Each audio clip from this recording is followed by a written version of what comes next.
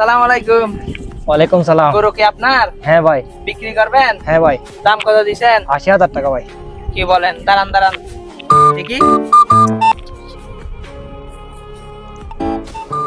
মাশাআল্লাহ, গরু তো ঠিক আছে।